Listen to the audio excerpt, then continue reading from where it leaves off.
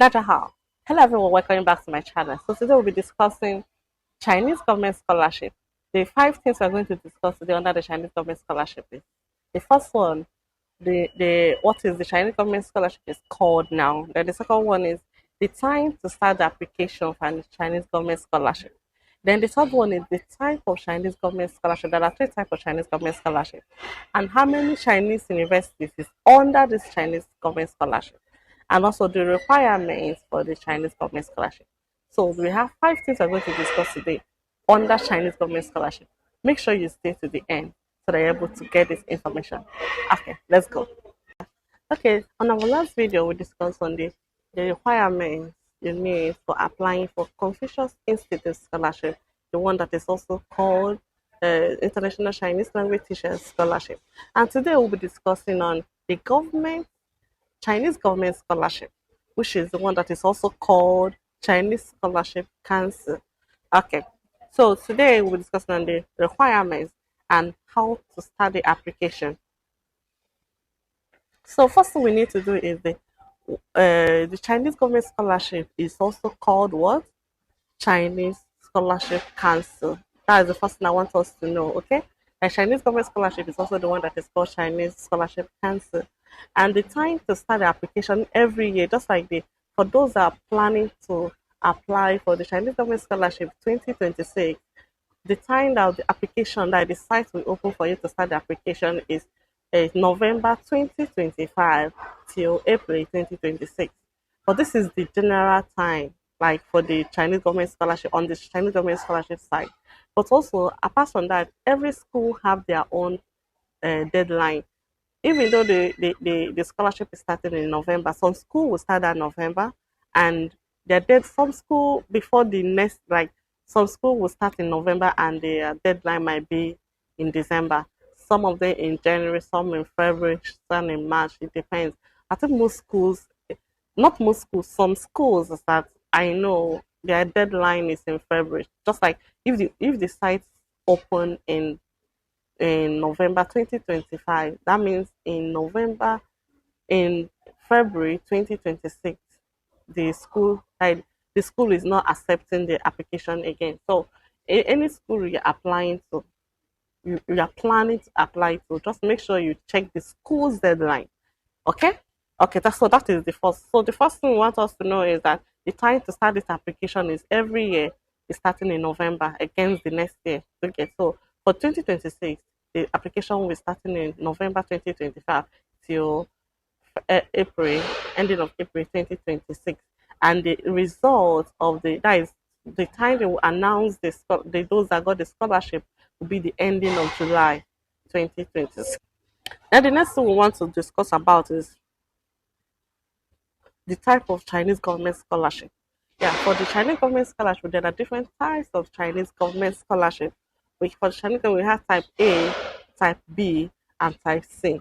For the type A Chinese government scholarship, you can apply for the Chinese government scholarship type A through the Chinese embassy in your country. Don't forget that everybody can apply for this scholarship as long as your country is mostly under this the Belt and Road Initiative. That is either EU. So you can always apply for it. But if you're not sure if your country is under this Belt and Road Initiative, you can check it online so that you see if your country is there. Don't forget the Chinese government scholarship. Anybody can apply for it. Anybody can apply for it. Most countries, yes. So for the type A Chinese government scholarship, you need to get the agency number. You need to get number recommendation letter from the Chinese embassy in your country first, and also of course the Chinese embassy in your country will give you the agency number for you to apply. So if you're applying for type A or Chinese government scholarship, then that you need to get a recommendation letter from the Chinese embassy in your country. For example, those in Nigeria, if you want to apply for the Chinese government scholarship type A, you need to get the recommendation letter and the agency number from the Chinese embassy in Nigeria, respectively to the every other countries. Okay, so if we get the recommendation letter from the embassy in your Chinese embassy in your country, then you can now do the online application. Okay. Then for the type B, and if you're able to get that recommendation letter, just like we have mentioned previously in our previous videos, for you to get the scholarship is almost 80 to 90%. Yeah, if you're able to get the recommendation letter, because it's the embassy that will determine the scholarship. Okay, yeah. So if you're applying to apply for the type A, make sure you get the recommendation letter from the Chinese embassy in your country. Then for the type B Chinese government scholarship, for the type B is you have to apply through the Chinese university. So, for example, in any country you are, for those in Nigeria, you want to apply to any school in China, first of all, you need to contact the school that you want to apply to the Chinese government scholarship in there. They tell you to go ahead.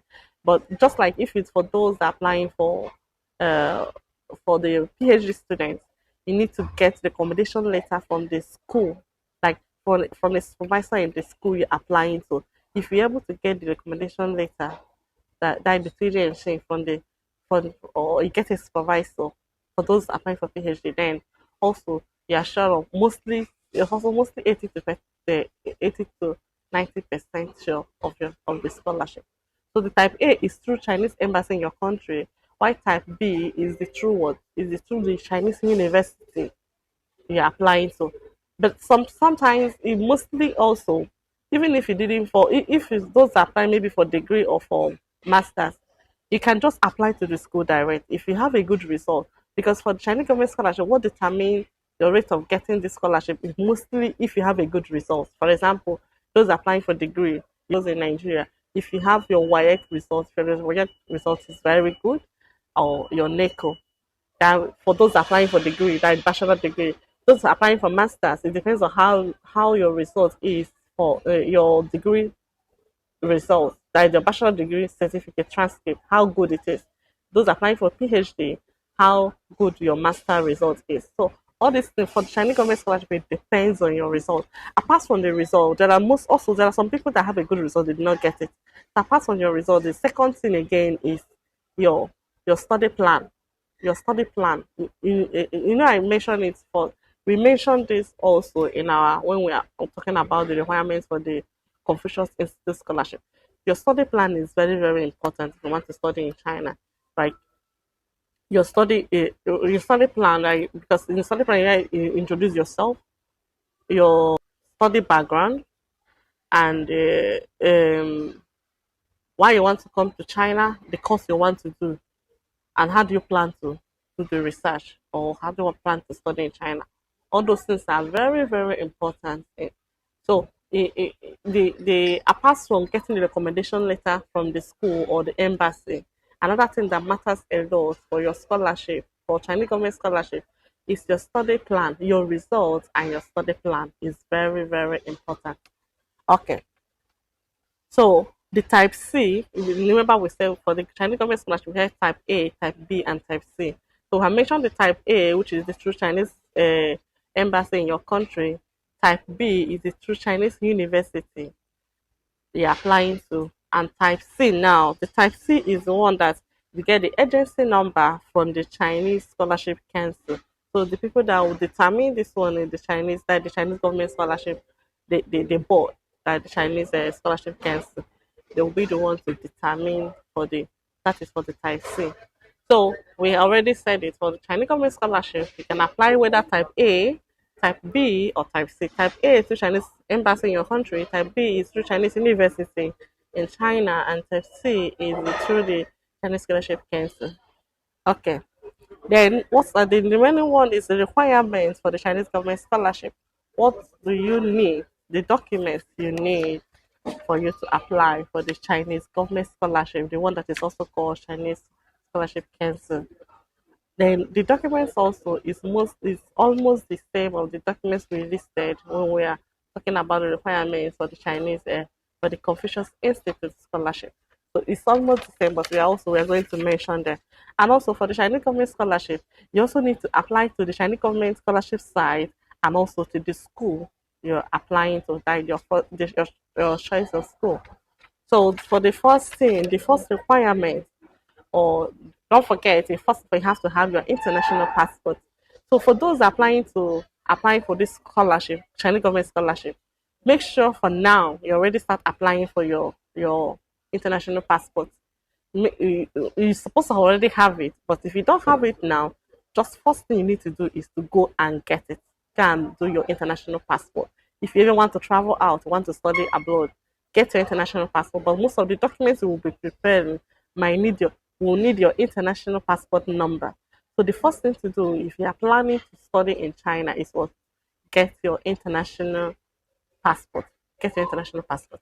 Okay, so the first thing you need to do is your international passport data page. You need to for the requirements for the requirements for the Chinese government scholarship. The first one is your international passport data page. That place that they have your your information. Then number two requirement is a police certificate. Police certificate or the one they call police clearance or police certificate. Yeah, this one you need to you can search on how to get it in your country. For those in Nigeria, if you just go to the okay, for those in Nigeria, if you don't know how to get it, you can contact me, or yeah, you can contact me, or you can in those schooling in Confucius Institute, you can ask of Dr. Bao. He will direct you on how to do that. Then the number three requirements is your medical report and your physical exam. The Chinese have their own form for these medical reports. For like the test they need to do, they have their own form. You can just type a foreign physical examination form, foreigner physical examination form. Is it foreigner physical examination form? Yeah, you can type it on your Google to get the form, or you can do me for me to send you the form if you don't know how to get the form. So the first requirement is the international passport data page. The second requirement is your police certificate, the one that is called police clearance. The third requirement is for your medical report. That is a foreigner physical examination form. Then the fourth one is your highest education certificate. Your highest education certificate. We also mentioned it in our previous videos. For those applying for your bachelor degree, you will need uh, your school. What do they call it again? Testimonial. Testimonial. Like the certificate they gave you when you finish your high school, and also you need highest education certificate and also your highest education transcript. So you need both a certificate and the transcript. So for those applying for bachelor degree, especially those in Nigeria, I would advise you to use for your transcript, you use your WAEC or your NECO certificate, because you know your WAEC or your NECO, they mention their like your results is mentioned there. Like for example, when you have A1, B2, C3, like that. Then for your highest education certificate, you can use the one they call testimonial. Testimonial, right? Yeah. Excuse me. Then the next one is your study plan. The study plan is also about 1,000 words or 200 to 300. This one also, all this information is all in the Chinese government scholarship site. So you can always get this information in your Chinese scholarship site. So you also need your study plan. Remember what we said for your study plan. Most important thing is what your study background. Why do you want to study what you are studying? Why China? And how do you plan to do it, study in China? These are so important. Okay, then the next one is for recommendation letter, for mostly for those recommendation letter, two recommendation letters. Um, if it's for those applying for masters or PhD, it's mostly asked that the recommendation letter must come from the professor or associate professor. So you have to pay attention to that. Then for the Chinese government scholarship, you also sometimes they requested for bank statement. Bank statement. You need to also to upload your bank message. I think the detailed information is also on the site, whether is it 3 months or 6 months.